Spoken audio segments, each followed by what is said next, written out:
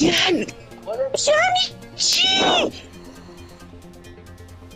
واسه علمان عکس افتاده بود 100 ارزش شد، واسه من عکس افتاده 770. چی؟ چیش بود؟ خدا مگه میشه؟ خدا من نفهمیدم چی شده. چی بود؟ ولی دیگه حاجی من چرا اینجوریم؟ یه از فارسی صحبت تو کنم. چرا اینجوری؟ واسه تو کایوت عکس مگه نیفتاد تارگت اصلیت؟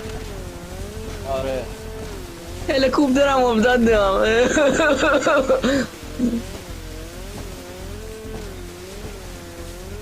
میخواستی نمیذاری. آقا مال تو کایوت عکس افتاد 1,100,000 تا ارزش داشت. مال منم عکس افتاد دلم خوش بود 1,100,000 ارزش داره، مال من 770 تا ارزش داره. چرا اینجوری میکنه راکستار داداش؟ بخوای پولو ندی چرا میپیچونی؟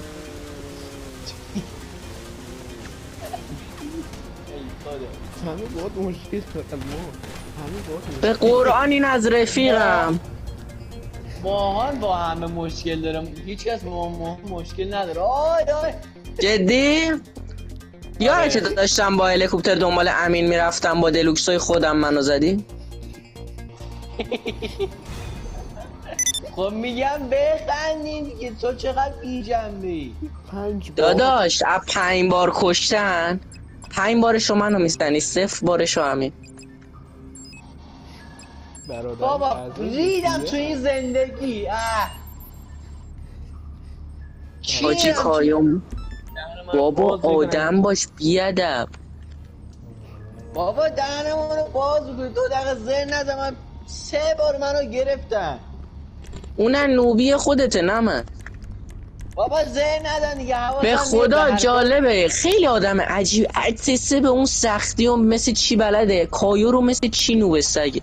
من همون موقع که یادت میاد گفته بودی که به ماهان که من هنوز توی کایا منتظرم به من گفتی. من از اون موقع تمومش کرده بودم. تو من گفتم بابا اگه امین برو کمک این نمیتونه. به خدا اگه به علمان باشه ایشالله 6:30 صبح با شکست برمیگرده پیش اون و میگه بچه ها نتونست.